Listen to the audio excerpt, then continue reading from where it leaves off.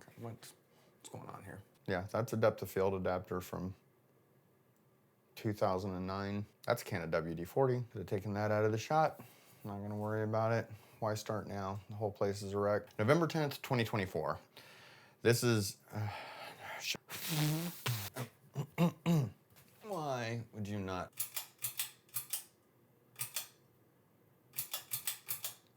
All right, November 10th, 2024. This is day 23. I haven't done very well over the past week. I've had some issues. That's just one of the things. Yeah. And generally felt poorly for a few days. I still got some practice in, and I tried to shoot a new video a few days ago, but it was difficult to concentrate, and I hated the shot that I set up.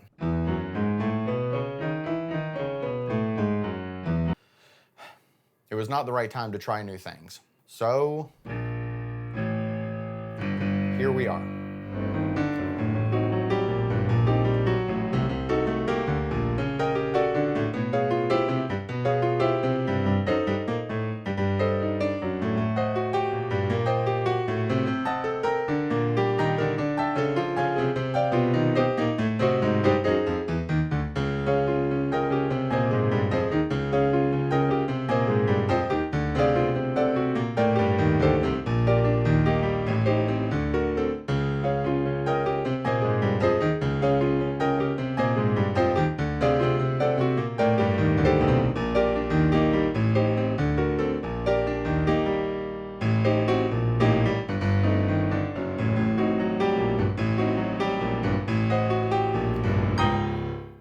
I'm Matt Morrison, and I used to be a pianist.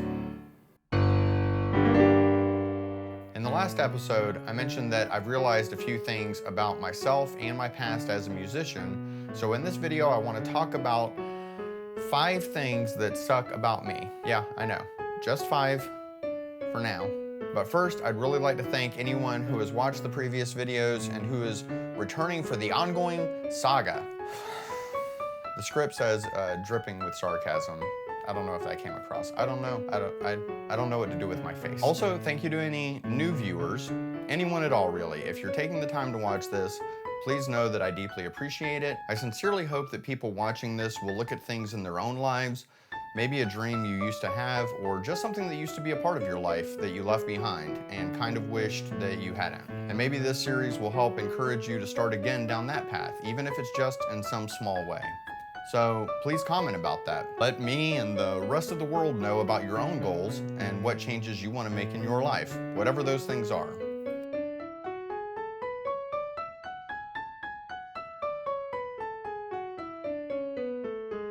So here are 5 things I've learned about myself that suck since I started this journey 3-ish weeks ago.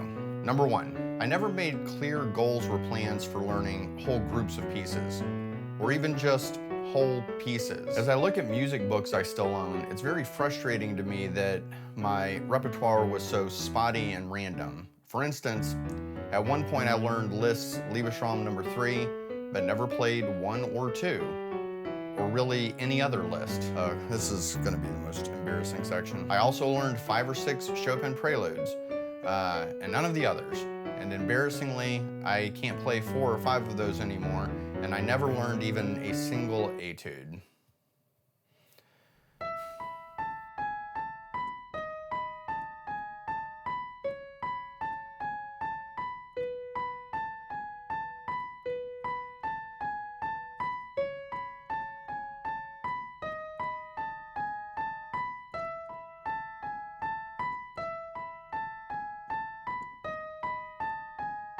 Out of the sonatas and sonatinas that I practiced, I never learned the 2nd or 3rd movements of any of them. I even played the 1st movement of 2 different Mozart concertos and never learned the other movements. I only learned 2 Chopin waltzes. I only learned 1 nocturne and 1 polonaise, and none of the others.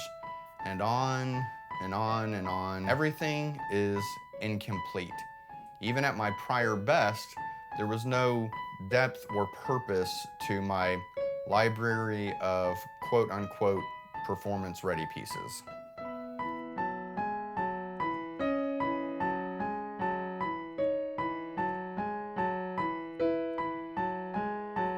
Moving on. Number 2. In the last video, I talked about how the fourth and fifth fingers of my hands were incredibly weak and uncoordinated.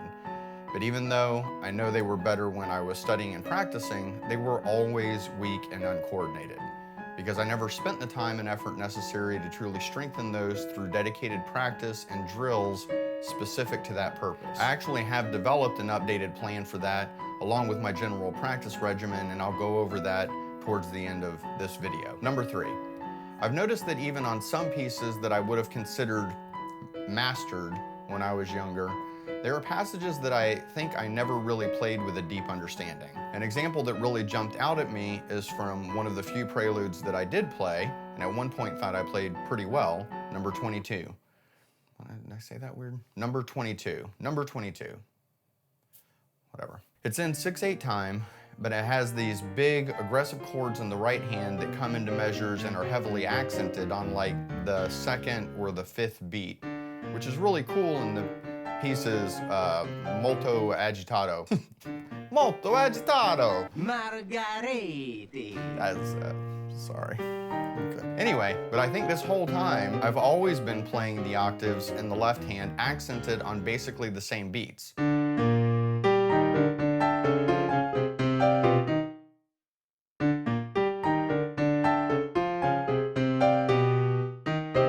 while I was, at my best, probably playing this technically in time, I think I was missing some of the possible nuance from playing certain passages in the left hand and in the left-handed, okay. Playing certain passages in the left hand accented more traditionally on the 1st and 4th beats while that's happening. I started trying this a few days ago, and this honestly drove me crazy for a couple of days.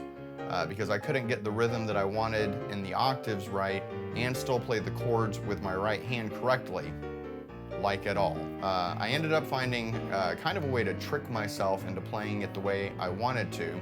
I started playing the octaves in my left hand with the 1st and 4th fingers instead of 1 and 5 like I've always played it before. And because that was a new feeling, I finally began to make a little progress. Still a long ways to go, though. I'm trying to be mindful of that with everything that I play going forward.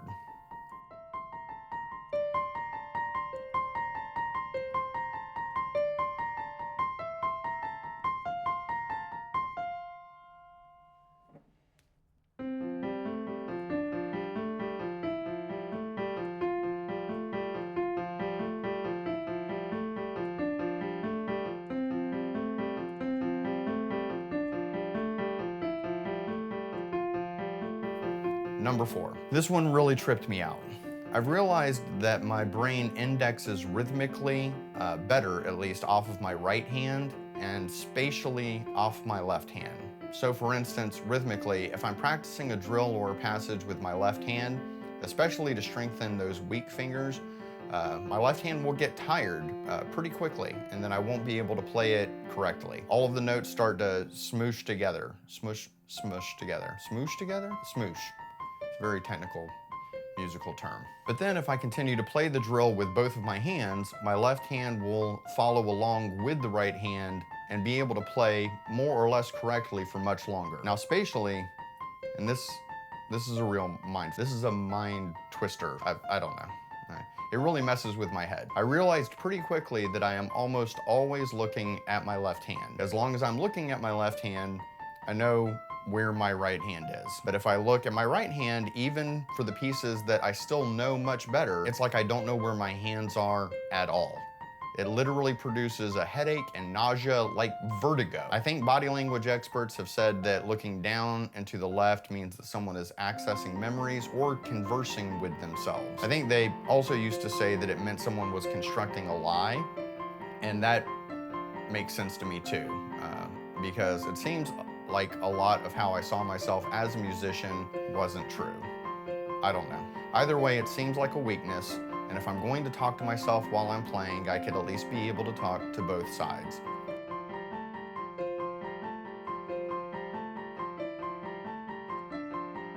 So I've been working on this a good bit for the last week, and I think I am making some progress doing this with scales and drills, but still earlier, today I tried to play, no, not today, it was a couple days ago, wasn't today at all. I didn't record that today. What is today? I don't know.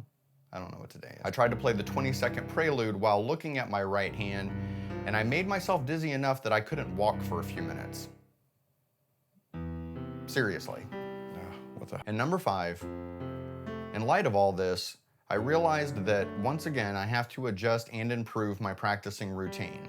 These are all weaknesses that technically and artistically have to be improved upon. I will still be playing a lot of scale variations to warm up and continue to build upon. That's build upon. Why? And I have a few exercise books from the usual suspects, Czerny and Hannon and Brahms as well. But honestly, I never practiced any of those pieces, and I would have to spend a large chunk of my limited bandwidth trying to learn and remember them. So instead, for now, I've developed an exercise specifically designed to work out my 4th and 5th fingers. As I play the same exercise in different keys, it provides enough physical and mental variation to continue to challenge my current level of execution until those fingers gain much more strength, independence, and control. I'm going to do this simple passage. That being said, I don't want to stagnate musically either, so instead of going back through the easier pieces I've already played before, as you've seen me do in the last couple of episodes, I'm going to set those aside for now. I'm going to start at the beginning of the Chopin preludes. I started the first prelude, which I had never played before, a couple of days ago.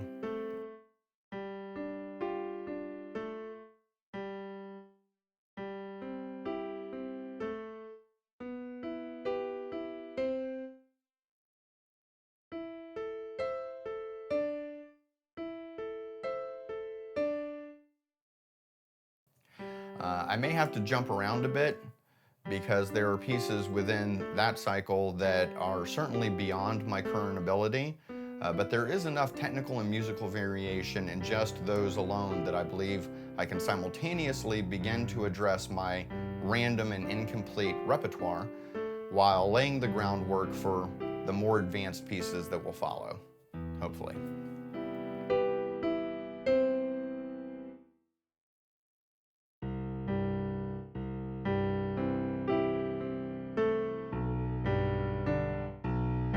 So that's it. 5 things that currently suck about me that hopefully will progressively suck less as we forge ahead. A couple of quick bonus things. First, I also haven't listened to a lot of classical music, at least not regularly over the years.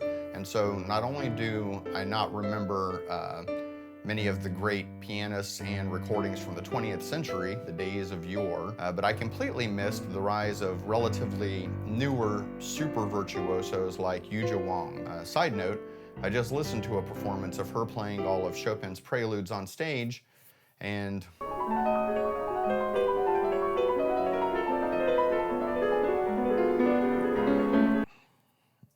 wow. I don't even know if I should do that anymore. I mean, it's depressing to a certain degree. You know, it's gonna take me like several weeks to get that good.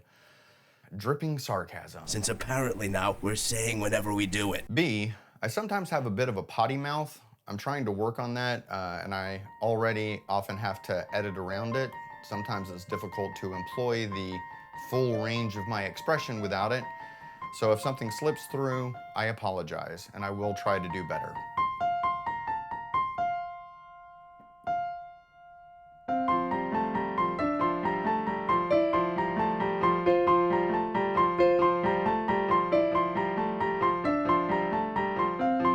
For anyone who has made it this far in the video, seriously, thank you very much. Please like and subscribe. It means a lot to me. Your comments mean a lot to me, so please comment below. Comment anything you want, especially as I'm learning. Any musicians that have advice or corrections to offer, please do so. We're all in this together. Thank you again, and I'll see you in the next video. As I look at music books, I still, Right.